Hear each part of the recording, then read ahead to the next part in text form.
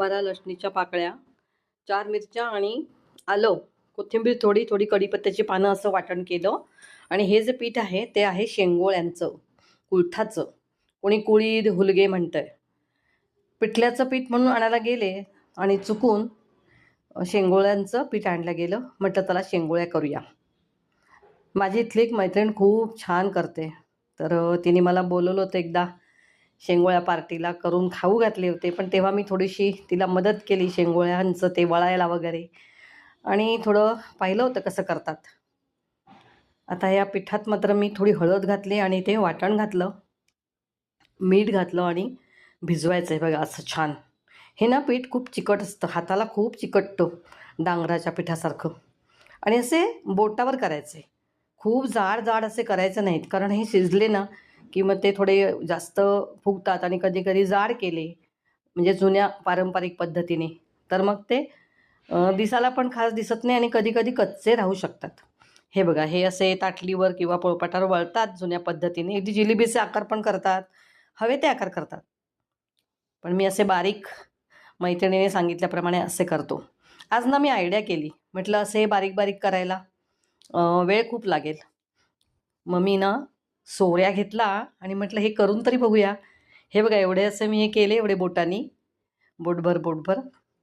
हे ना दिसायला छान दिसतात, म्हणजे शेवभाजी आपण खातो ना तसं दिसतात. हे बघा, ते पीठ चिकट होतं त्यामुळे ते मुश्किल झालं, पण त्या मनाने लवकर झालं.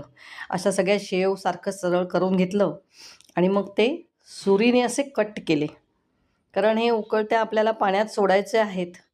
मग ते आपोआप विलग अलग होतील, कारण हे मी प्रथमच केलेलं आहे. हे बघा असे, हे दिसायला पण छान दिसतं.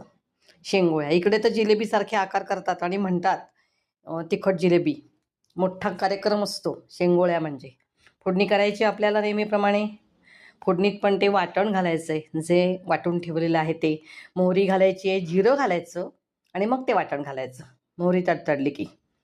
आणि मी हळद घालते इकडे, हळद वगैरे घालतच नाहीत. पण मग तो कच्च्या पिठाचा रंग असतो असा काळपट चॉकलेटी, तो एवढा मला आवडत नाही. आपल्या पिठल्याला कसा कलर वेगळा येतो, कारण ते पीठ कुळीत चांगले भाजून दळून साल पाकडून टाकून त्याचं पीठ असतं खमंग पिवळसर. हे जरा चॉकलेटी दिसतं पीठ. हे बघा, सगळा मी गोळा टाकलेला आहे वाटणाचा सांगितल्याप्रमाणे. लसूण, मिरची, आलं, कोथिंबीर, आणि कोथिंबीर थोडीशीच होती आज, आणि कढीपत्ता घातला मी. हे बघा, थोडी हळद घातली रंग फिरण्यासाठी. आणि याला मग आपण याच्यात पाणी घालायचं आहे, आपल्याला हवं तेवढा रस ठेवायचा आहे. हे बघा, आणि याच्यात मीठ वगैरे घालायचं आहे मस्तपैकी. अजून पाणी घालणार आहे मी. आणि शेंगोळ्या करायच्या आहेत. म्हटलं सर्दी पण झालेली आहे पावसामुळे, 4-5 दिवस जरा तब्येत पण बिघडली. म्हटलं औषध पण आहे सर्दीवर बरं का, थंडीवर. डिलिव्हरी झाल्यानंतर बायकांना पण हा कुळथाचा काढा देतात. हे बघा, आज मी ही आमची खास गोष्ट याच्यात घालणार आहे, ती म्हणजे कोकम सालो.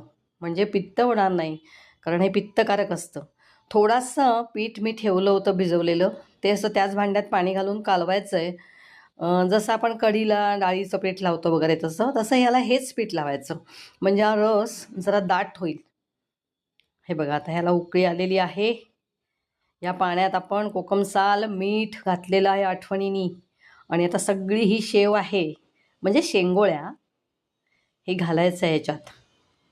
इकडे तर मोठा कार्यक्रम असतो, जशी आपण गऱ्यांची भाजी वाडगं वाडगं भरून खातो ना, किंवा आंबाडीची, तशी वाडगं वाडगं भरून खातात नुसतीच, मोठ्या मोठ्या त्या जिलेब्या करून, शेंगोळ्या करून. हे बघा, हे सगळं ह्याच्यात पीठ घालते, म्हणजे ना जरा रस दाट होईल.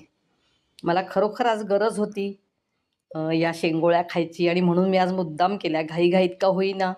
म्हटलं आज करूया आणि सर्दी खोकला पळवून लावूया. हे बघा, आता याला छान उकळी येईल. कुळीथ, कुळीद, कुळीथ, तुम्ही काय म्हणता, कोणी हुलगे म्हणतं बऱ्याच ठिकाणी, कुठे कुठे. आता याला उकळी येऊ दे चांगली, मस्तपैकी शिजू दे. आहा, हे बघा काय वास सुटलाय ना घरभर. आता मी केलाय भात याच्यासोबत, आणि मी खाणार आहे भातासोबत. हे बघा किती छान दिसतं दिसायला पण. त्या मोठ्या मोठ्या अशा जिलेब्या टाकल्या ना की मग ते जसं पदार्थ दिसायला पण छान दिसायला पाहिजे ना. ही अशी छान शेवभाजीसारखी मुलं पण खातात. हे बघा भात आणि वाटीत घेणार वाढून गरमागरम शेंगोळ्या. आणि आज हेच आहे, हाच कार्यक्रम आहे आज दुपारी. हे पहा, वाटी भरून भातासोबत आणि शिवाय पुन्हा सुद्धा खाणार आहे. नुसत्या वाटीने सुद्धा उरली तरी गरम करून परत खाणार. हे बघा, ही बघा कशी छान दिसते ही. नाही तर मग त्या अशा जाड्या जाड्या असल्या ना शेंगोळ्या की दिसायला नाही आवडत. हे बघा, तुम्ही पण